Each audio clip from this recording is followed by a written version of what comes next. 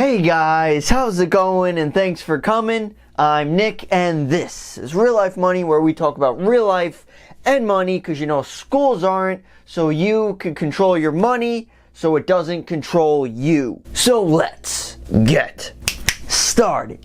So in other videos I might have talked about something similar to this topic. I might have talked about this topic exactly, but it is very important, so I'm going to be talking about it again. So in this video, we're going over 5 things that you should not do with your money.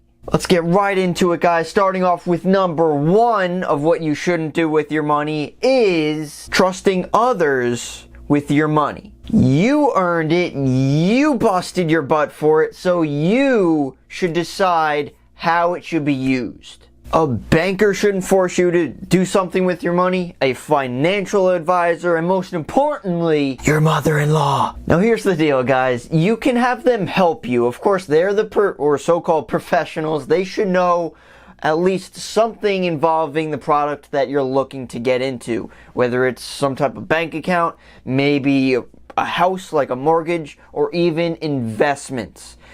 Now, you shouldn't just give your money to them and say, bye, use it, I'm going to be over here. You should understand. I'll even give you an example of what happened to me personally. So I went to a financial advisor. I invest on my own. I have stocks, I have mutual funds and stuff. So I went to a financial advisor. I'm like, hey, let's see what they could do for me. I'm educated. I could have an educated conversation with them. Well, it was definitely interesting to say the least. So he was looking at the stocks that I had. I kind of wanted to be a little bit more risky for more growth for the future. And he saw that I held Amazon stock. So he questioned, how much higher do you think Amazon could go? And I'm like, are you serious? Now, yeah, right now Amazon could be overvalued. I kind of think it is overvalued, but I think for the long term it's ridiculous. Now, I saw this financial advisor end of 2016. Well, guess what happened? If I listened to that financial advisor and let's say sold my Amazon stock, I would have missed out on a 100% return. Because that's what I got in it right now. I have over 100% return in Amazon stock. So if I followed this guy, I would have missed out on that. Which is why I think it's kind of humorous to talk to a financial advisor. But just remember to understand what you're doing with your money. You decide. Number 2 thing that you shouldn't do with your money is following poor people. This could include any of these or maybe all of these. It could be friends, it could be family, it could be your teachers, it could be your coworkers, it could be your Uncle Larry. They just say stupid things, guys. They're like, get the new car. You could afford it or you only live once, so get it now. Especially if they're preparing ramen, that's probably a solid sign you shouldn't follow their financial ideas. But look at what they do, guys. They could lease new 2018 luxury cars when they don't even have a job. They go out every weekend to restaurants, bars, and drinks, and all this stuff. And it's interesting because after doing all that stuff, expensive stuff, usually every weekend, then they question why they don't have any money. But you're smarter than that, aren't you guys? So instead of following poor people, they could be great people, by the way, just not financially. So you should follow rich people, and you could listen to rich people.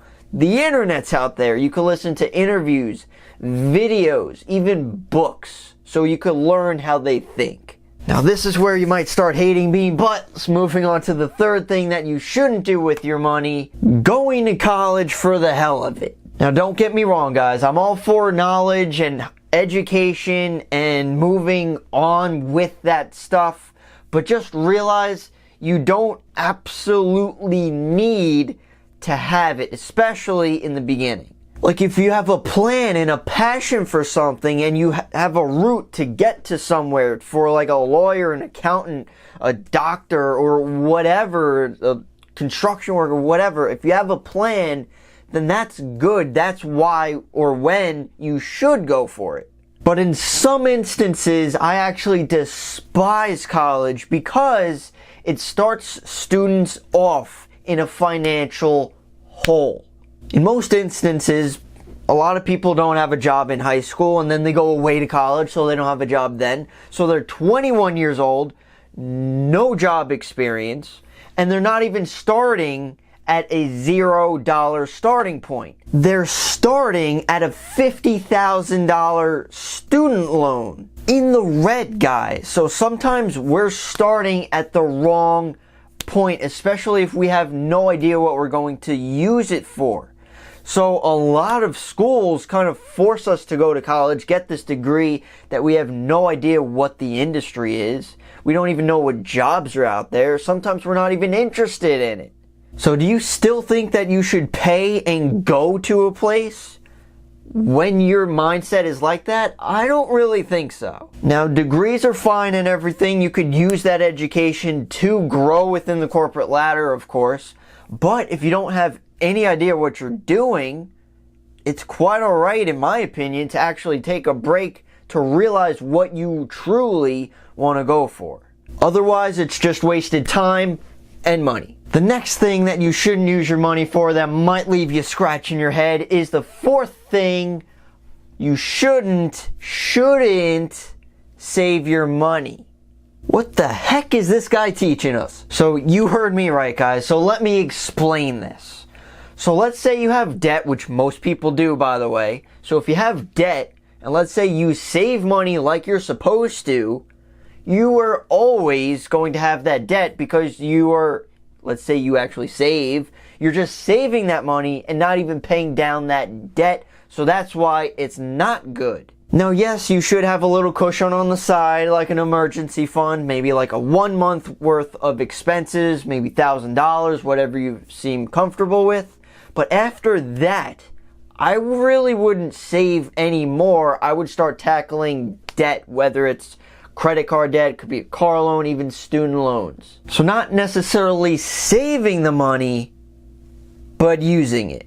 So the fifth and final way or thing that you shouldn't do with your money, unfortunately a lot of people fail and suffer from, is doing nothing at all.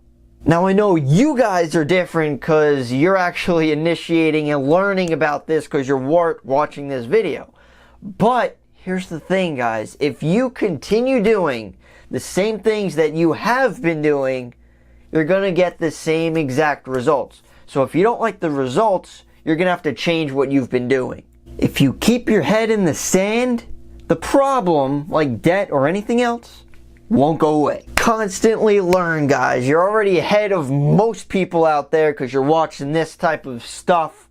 So I encourage you to continue. So just remember that you're great, guys. So if you have any questions, comments, concerns, please leave them down below. I'd love to hear what you guys have to say. And don't forget to subscribe to my channel, Real Life Money. I just started an Instagram account, so if you guys want to follow that, I'll leave a link in the description below. So thank you so much for watching, guys, and I'll see you in the next one.